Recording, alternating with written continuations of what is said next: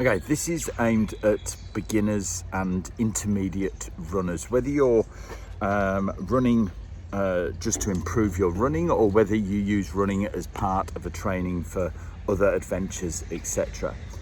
And what I'm going to talk about now is the relationship between running and children eating sweets. You might be thinking, Joe, that's very obtuse. What are you talking about? Many years ago, there was a study that was done where they put kids in a room with some sweets, and then the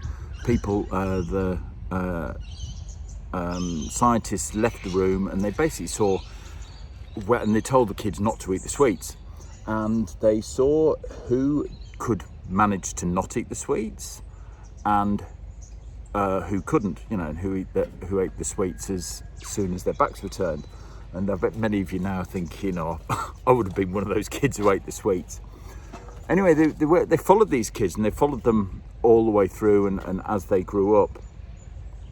And what's interesting is the ones who actually managed to resist the instant gratification of eating the sweets were the ones who performed better at life and better in general. What has this got to do with running? So, my bookshelf at home, amongst many other books, amongst all the books on running coaching, everything from trail running and ultra running to books on athletic performance, etc.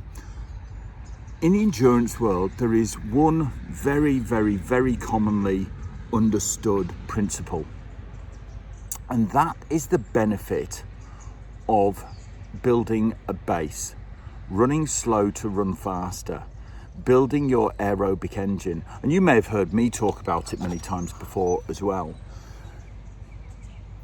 Virtually every single book out there by any credible sports scientist, runner, coach, etc. actually states about this and says the importance of building the base. And yet, when I talk to my clients, when I talk to the general public, the beginners, especially the beginners and the intermediates, the ones who are saying, I just don't seem to improve, I'm just not getting improvements, etc. And I find they're like the kids who ate the sweets. They can't get past the fact that they just need to do what they need to do, follow the advice, and wait, because it is a slow process, for them to get the results. They just want the instant gratification. We know that when we run hard, we feel good, we get a sweat on, and so that when we do the long and slow, because it's done at a pace that you could talk conversationally, etc., we don't feel as if it's doing us any good. But in actual fact, it's doing us the best good, because we really best good. Was that good English? I don't think so. We really need to build the base. Build the base. You need to spend 80% of your running time building that base, building that foundation. Now, I can talk till I'm blue in the face, and there's still a load of you going, it doesn't work for me, etc. I'm just going too slow. If I kept my heart rate so low, I'd just stop. Just stick with it. Every single person that I've worked with who has actually buckled down and stuck with it, delayed that gratification, has seen awesome improvements.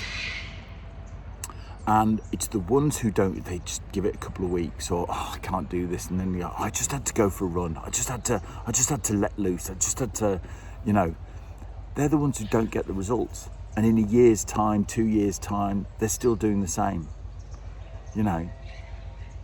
Take a season out, just follow the rules, just do it, build your base. I can't stress how important. Don't be that kid in the room munching on the seats who couldn't delay gratification and win the reward of getting extra sweets at the end just because you wanted to do that now. Unless, of course, you don't really care about improving. If you are, and this does have validity, if you're just running for the sake of running, go for your life, do what you want. But if deep down you want to improve, and if you could feel it'd improve other areas of your athleticism, okay, build your base. See ya.